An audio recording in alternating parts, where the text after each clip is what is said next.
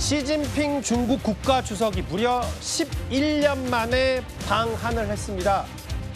한국땅을 밟자마자 바로 이 미중 정상회담, 이것 또한 6년 4개월 만에 진행이 됐는데요. 이른바 부산 담판입니다. 최진봉 교수님, 저희가 이제 본격적인 두 북미 정상간의, 정확히는 이제 미중 정상간의 메시지를 전해지기 전에 G2, 그러니까 초강대국 두 나라가 이제 부산에서 정상회담을 하는 거기 때문에 어제 저희가 달리는 백악관, 이 트럼프 대통령의 전용 자동차 더 비스트를 소개해드렸다면 잘 알려지진 않았지만 오늘 훔치, 중국판 롤스로이스, 시진핑 주석이 탔던 차도 많이 화제가 됐어요? 그러니까요. 두 차량 다 사실은 직무가 가능하게 설계가 돼 있는 상황이고요. 외부의 어떤 압력으로부터 공격으로부터 방어가 가능한 그런 차량들입니다. 예. 물론 아까 말씀하신 홍치 같은 경우는 우리가 잘 몰라요. 공개가 많이 안 돼 있고 연간 생산이 5대밖에 안 되기 때문에 실제적으로 저를 구입해서 분해해 보기도 어려운 상황이고요. 예. 개발 비용만 5억 7천만 위안이니까 약 우리 돈으로 1,143억 원이 들었다고 합니다. 그 정도로 많은 돈을 들여서 롤스로이의 비스트와 같은 그런 역할을 하도록 만들어진 거라고 보여지는데요. 예. 이제 정상들이 타고 다니는 차량이기 때문에 폭발물 대비해서 강화된 어떤 차체를 마련해야 되고, 그다음에 타이어가 파손돼도 주행이 가능하게 만들어야 되는 거 아니겠어요? 그리고 예. 방탄기능뿐만 아니라 화생방이나 생화학 이런 무기들의 공격으로부터 방어를 해야 되는 상황이기 때문에 여러 가지 요소들이 거의 비슷한 요소로 만들어졌어요. 근데 아까도 말씀드렸지만 롤스로이스 같은 데는 오랫동안 정말 자동차를 생산하는 회사였기 때문에 예. 어느 정도 이제 보장이 되는 거 아니겠어요? 개런티가 되는데 이 훔치 같은 경우에는 모르겠어요. 주장은 그렇게 하는데 실제적으로 어떤 성능을 갖고 있는지를 전 세계적으로 인정되는 부분은 없어서 예. 이건 좀 지켜봐야 되는 생각이 들고요. 어쨌든 양국이 다 자국의 자동차 회사를 통해서 만들어진 최고의 자동차를 타고 왔다는 점, 이런 점들이 비교되는 지점이 아닌가 하는 생각이 듭니다. 그러면 오늘 오전에 있었던 미중 정상회담 100분간의 부산 담판에서는 어떤 내용이 오고 갔는지 일단 두 사람의 만남 화면부터 만나보겠습니다.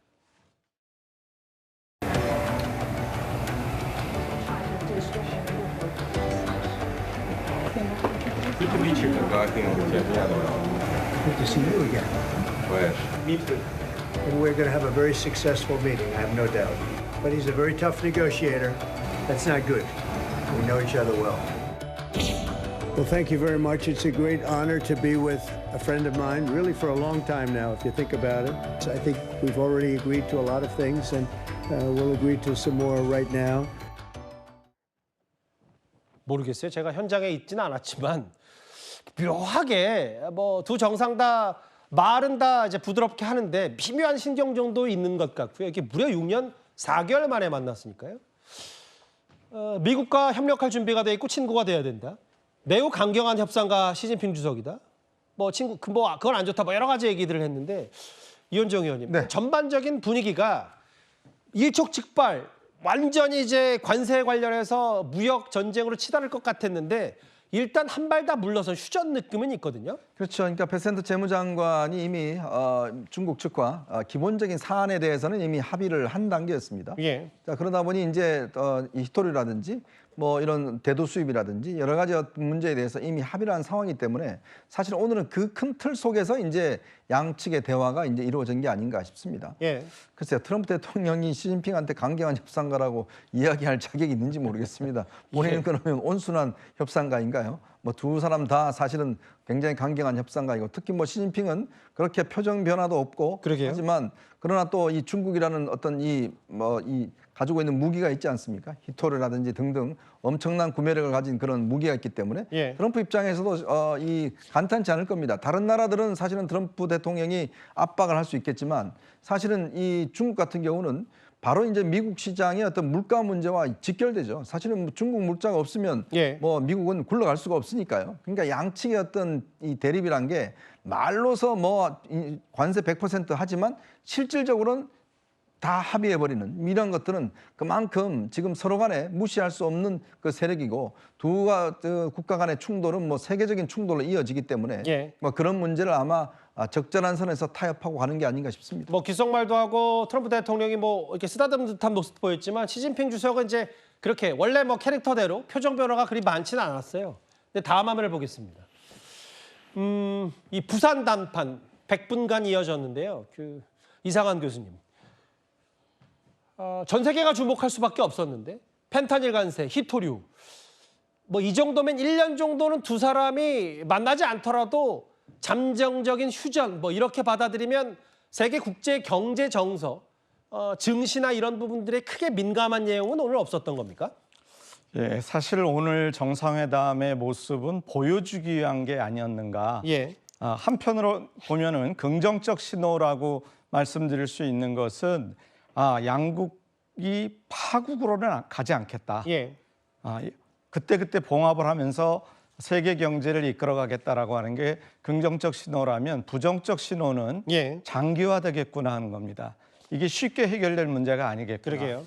결국은 미국의 경제적 리더십이 흔들리는 가운데 예. 어떻게 본다면 중국 입장에서 뭐 가장 좋은 기회입니다.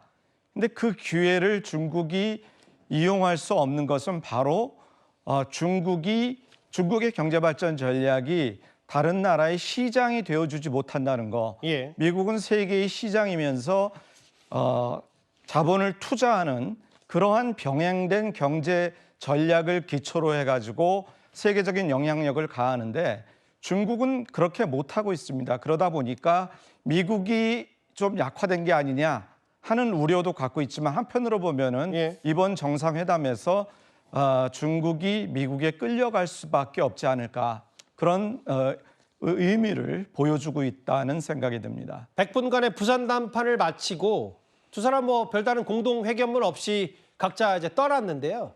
이런 장면도 연출됐습니다. 잠깐 만나보겠습니다.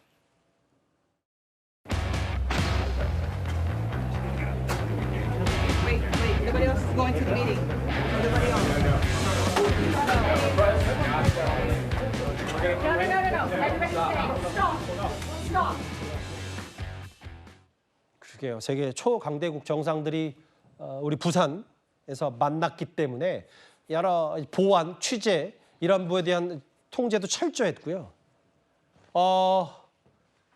조금 전에 방한한 다카이치 총리가 이제 해당 호텔에 묵었고 지금 1박 2일 힐튼 호텔에 묵고 트럼프 대통령 돌아갔습니다.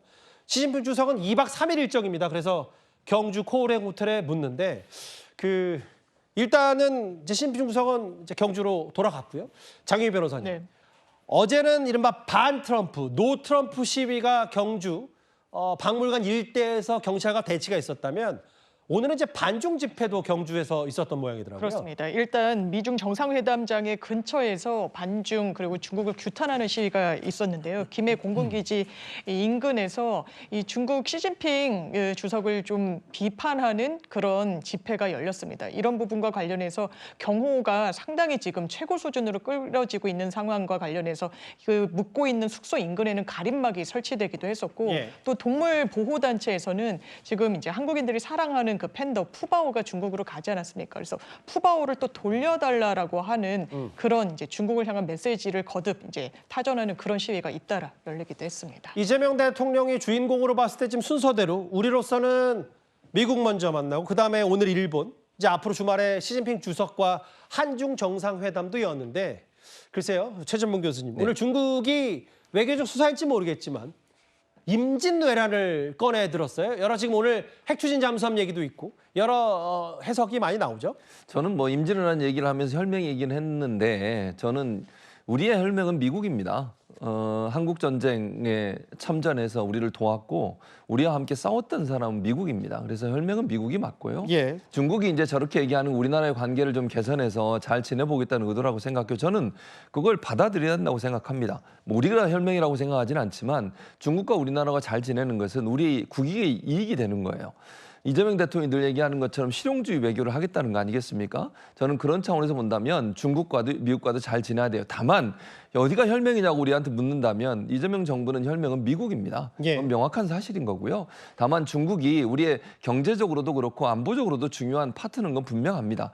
그리고 북한과의 관계 개선을 위해서 중국의 도움이 필요한 상황이고요. 예. 그런 차원에서 본다고 하면 이게 경제적, 안보적 차원에서 우리의 이익을 될 수 있는 나라의 관계를 유지하는 것은 대단히 중요하다고 생각해요. 예. 중국이 저런 식으로 긍정적으로 표현해 주는 것은 뭐 우리로서는 뭐 나쁘지 않고요. 다만 우리는 아까도 말씀드렸으면 우리의 혈맹은 미국이고 아니고 중국은 우리의 좋은 파트너다. 우리 주변에 있는 나라들과 잘 지내서 우리나라의 국익을 최대한 끌어올리는 것이 이재명 대통령과 이재명 정부의 목표다 하는 사실만은 분명해 보입니다. 아마 시진핑 주석과 그러니까 이재명 대통령, 시진핑 주석의 한중 정상회담 때도 여러 의제들이 쏟아질 텐데 글쎄요.